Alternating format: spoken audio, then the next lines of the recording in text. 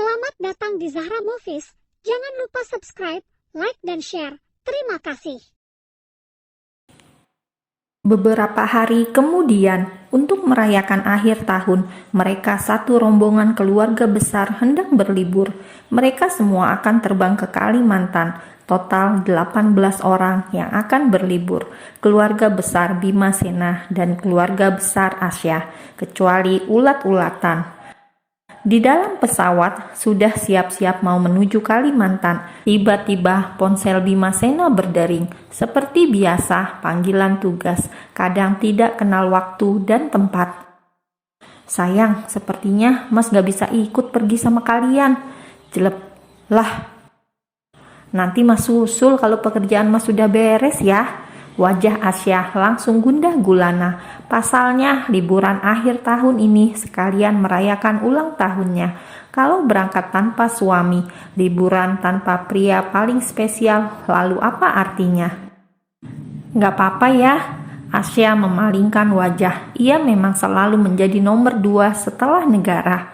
Ya, cinta pertama suaminya adalah negaranya. Ia nomor sekian. Jangan sedih, oke? Mas turun dulu.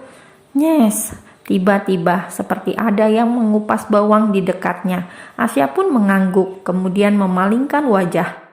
Cukup lama dia diam, menatap punggung suaminya yang semakin jauh. Sepertinya kenyataan tidak seindah ekspektasi. Selalu begini, mengalah. Beberapa saat kemudian, terdengar suara dari pengeras suara di dalam pesawat yang Asya tumpangi. Untukmu, wanita pemilik hati paling cantik. Untukmu, ibu dari anak-anakku. Untukmu, wanita paling istimewa. Dan untukmu, bidadari di hatiku. Untukmu yang memiliki sejuta senyum di wajah. Untukmu, cinta pertamaku. Happy birthday to you, istriku. Semua pramugari mendekati Asya, memberikan sebuah mawar satu persatu ketika kata per kata mengudara dari pengeras suara. Ya, dia hafal betul pemilik suara itu. Siapa lagi kalau bukan Komandan Bucin? Pipi Asya merona. Ia menangis. Sejak kapan suaminya jadi so sweet? Tadi katanya mau tugas negara. Kok malah bikin kejutan manis seperti ini saat pesawat mau terbang? Kan jadi baper, membuat hati wanita lembut itu ikut terbang.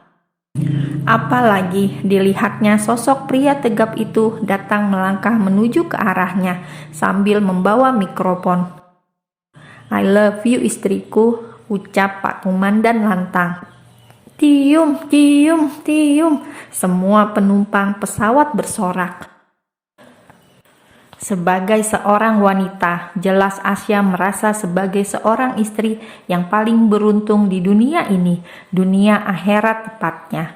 Ya, karena ia jatuh dalam pelukan laki-laki yang tepat, dalam dekapan pria paling bucin yang pernah ia kenal sepanjang hidupnya. Pria yang memperlakukan dirinya seperti ratu, sosok pria yang begitu membuat hatinya menjadi hangat dan makin membuatnya jatuh cinta lagi dan lagi setiap harinya. Tadi katanya tugas, bisik Asya yang malu dalam pelukan suaminya, sebab semua mata penumpang pesawat sedang fokus pada mereka. Surprise, selamat ulang tahun ya, I love you.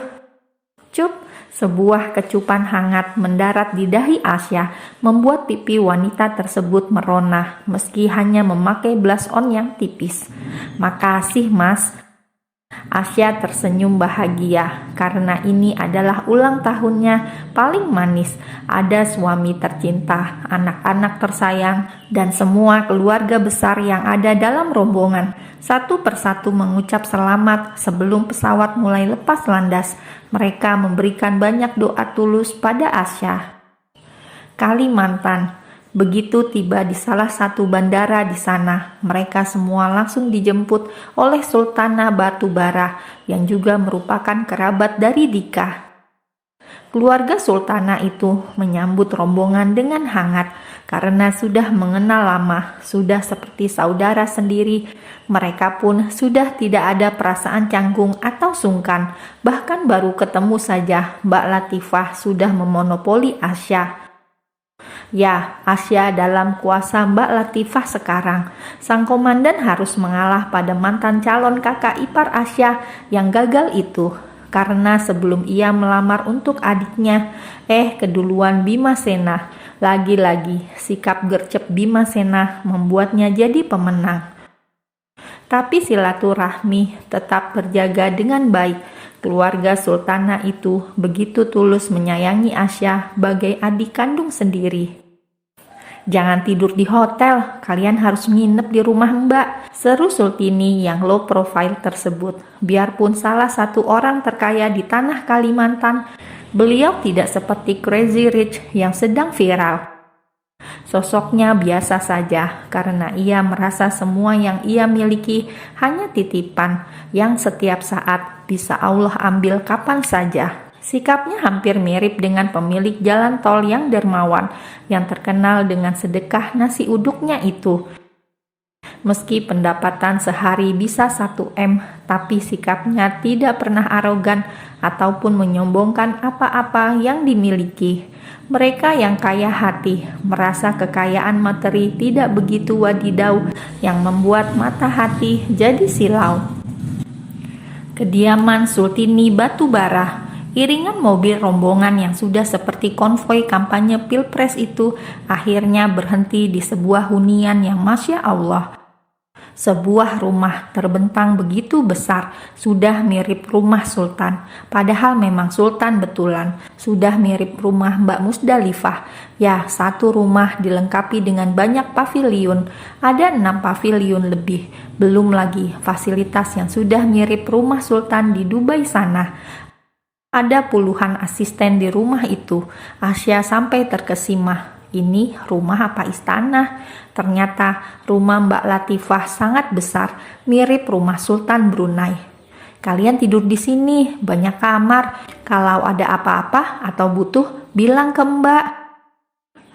"Maaf Mbak, jadi ngerepotin.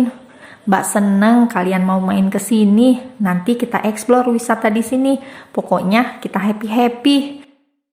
Asya dan suaminya sebenarnya tidak enak, tapi karena Mbak Latifah memang tulus orangnya, ia pun mengucap banyak terima kasih sebab jumlah rombongan mereka itu banyak sekali, takut merepotkan karena sungkan.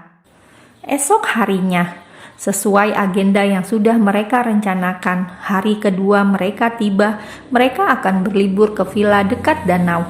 Keluarga Sultana tersebut punya villa di sana dan cukup besar untuk ditempati rombongan yang banyak tersebut. Saat semua sudah siap, tiba-tiba ponsel Bimasena kembali berdering. Kali ini bukan prank, tapi memang benar-benar telepon asli. "Baik, iya, nanti saya ke sana." Tut, tut, tut, firasat Asya sudah tidak enak. "Siapa Mas?" Wajah Bimasena mulai tidak enak. Sepertinya ia merasa sungkan pada keluarga Sultanah dan juga istrinya. "Mas gak bisa ikut, ada atasan Mas yang mau ketemu." "Loh, Mas kan lagi cuti," Asya protes. "Ya sudah, kami berangkat dulu, nanti kalian menyusul," saran Pak Han yang kala itu juga ikut dalam rombongan. Asya kelihatan kecewa. Mau senang-senang selalu ada-ada saja. Alhasil ketika semua pergi ke villa, Asya dan Bimasena tertinggal. Mana mau Bimasena sendirian, ia akan menemui sang atasan bersama istrinya. Dengan kendaraan milik Sultanah, akhirnya rombongan yang satu berangkat ke villa terlebih dahulu. Sedangkan Asya dan Bimasena, mereka menuju kantor atasan Bimasena yang kala itu ada di Kalimantan. Ternyata di sana cukup membosankan. Asya yang di pikirannya sudah traveling bisa main-main bersama keluarga di villa, kini malah terjebak di depan barisan pria-pria berseragam. Asya pun mulai tidak nyaman di ruangan itu. Pasalnya, tatapan mata para pria berseragam itu terlihat aneh. Kalau bukan karena menemani suaminya, Asya rasanya ingin naik ojek online dan menyusul rombongan yang pasti sudah happy-happy sekarang. Hari makin siang, jamuan tak kunjung selesai. Tubuh Asya mungkin di sana, tapi pikirannya ada di tempat lain. Hingga sore menjelang, akhirnya mereka bisa pulang. Niatnya mau menyusul ke villa langsung, tapi karena harus mengendara berjam-jam, Bimasena alasan capek. Sayang, kita susul mereka besok saja, Mas capek. Loh, Asya yang nyetir aja deh. Bima menggeleng keras. Dia bukan capek, tapi modus. Mau dua-duaan di pavilion. Gak ada Zidan, gak ada Ayla, gak ada orang. Mereka bebas berkreasi. Nanti Zidan nangis, protes Asya. Seketika Bimasena melakukan panggilan telepon. Ia melakukan panggilan video. Dasar mereka pada kompak. Begitu tersambung, Zidan malah terlihat ceria. Ibu kesini besok aja, sudah mau malam, nanti ayah capek. Celoteh anak itu sepertinya ada yang mengajari Zidan di belakang. Zidan nanti bobok sama siapa? Tanya Asya cemas. Ada Kak Ayla, ada banyak temennya. Tuh, celetuk Bimasena dengan senyum yang merekah. Iya, hati-hati ya sayang, ibu susul besok ya. Iya bu, dadah, assalamualaikum. Waalaikumsalam. Tut. Udah, Zidan aman bersama mereka. Tapi aku yang gak aman sama Mas, batin Asya menimpali. Benar saja feeling Asya, begitu mereka balik ke rumah Sultanah yang seperti istana tersebut, tanpa basa-basi, Bimasena langsung membopong tubuhnya menuju pavilion saat mereka baru turun dari mobil.